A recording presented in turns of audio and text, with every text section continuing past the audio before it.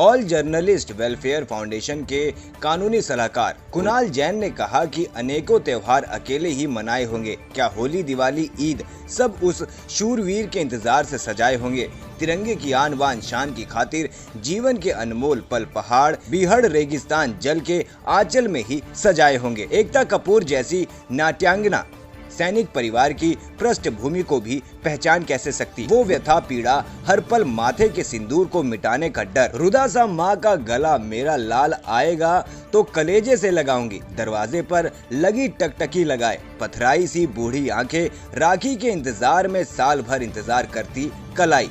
एक web series XXX2 चलाने वाली एकता कपूर इस अमिट त्याग को कहां समझेगी। फ्री की पब्लिसिटी पैसे कमाने का धंधा बनाने वाली नाट्यांगना कैसे समझ सकती है। देश के 25 लाख परिवार हर घंटे घुट घुट कर जीते हैं, तभी तो हम चैन की नींद सोते हैं। उन सैनिकों की पत्नियों पर इस प्रकार की टिप्पणी कर एकता कपूर ने वीरांगनाओं का अपमान किया, जो देश के हर सैनिक की प्रेरणा है, जो उन्हें देश के लिए सर्वस्व न्यौछावर करने का पथ प्रदर्शक करती हैं। एकता कपूर द्वारा इस प्रकार का आचरण अति निंदनीय है। वो पत्नियां जो सैनिकों के घरों को संभालती हैं, तभी देश उन मजबूत कंधों पर सुरक्षित टिका रहता है। एकता कपूर जैसी नाटिका ने सैनिकों के परिवार की व्यथा को कुछ घंटों की सास बहू की कहानी समझ ली और घोर निंदा करते हुए एकता कपूर, जिसने महिला होकर इस प्रकार की अपमानजनक कृत्य किया, ये कतई स्वीकार योग्य नहीं है। महिला होकर देश के सैनिकों की पत्नी पर उनके दिमागी दिवालियापन, पागलपन, ओछी मानसिकता को दर्शाता है। आज सामाजिक परिवेश में यह कृत्य किसी भी रूप में स्वीकार नहीं किया जाएगा। एकता कपूर को अपने इस कुकृत्य के लिए देश की सेना व परिवार को हुई क्षति के लिए दंडित किया जाना चाहिए। देश के सैनिकों की पत्नियों के लिए इसकी सोच रखने वाली को पद्मश्री बने रहने का कोई अधिकार नहीं है। इस प्रकार के कृत्य को देशद्रोह की श्रेणी में रखते हुए कठोर कानूनी कार्यवाही की पूर्ण रूप से हकदार हैं।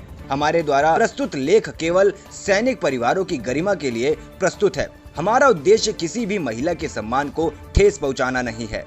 एकता कपूर को एक बात समझाना चाहता हूँ।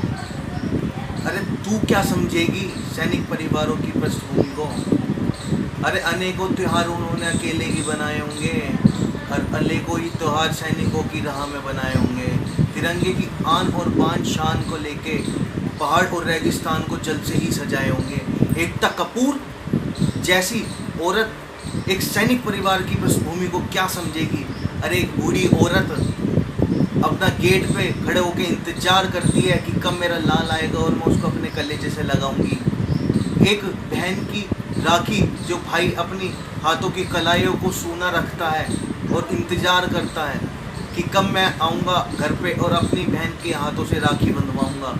एक औरत होने के बाद भी एक औरत का अपमान करते हुए, शर्म का काम कर रही हुई, तेरे को निंदा करते हुए एक बात बोलना चाहता हूँ कि तू देशद्रोही है और तेरे ऊपर देशद्रोही का मुकदमा दर्ज कराएंगे, FIR कराएंगे। और प्रशासन से एक रिक्वेस्ट करता हूँ, प्रशासन इसके जल्द से जल्द इसके ऊपर कार्रवाई कराई जाए और कराएगी, क्योंकि हम ऑल जर्नलिस्ट वेलफेयर फाउंडेशन हर देशद्रोही को उसको सज़ा दिलाने में कामयाब होते हैं और होते रहेंगे। हम आवाज़ उठाएंगे देशद्रोही के लिए। और एक महिला, अरे तू क्या जाने सैनिक परिवारों को। अरे सैनिक परिवार 25 लाख सैनिक परिवार जब घुट घुट कर जीते हैं तो एक हिंदुस्तानी आदमी और इंसान जीता है और चैन की नींद सोता है। अरे नीच काम करने वाली, एक नीच वीडियो बनाने वाली एक सीरीज़, क्या तुझे महिला का अपमान करते हुए, एक वीरांगना का अपमान करते हुए क्या शर्म नहीं आई। मैं ऑल जर्नलिस्ट वेलफेयर की तरफ से ये कहना चाहता हूँ कि हम सभी एकता कपूर के लिए आवाज़ उठाएंगे और उसे जल्द से जल्द दंडित करवाया जाएगा। जय हिंद, जय भारत।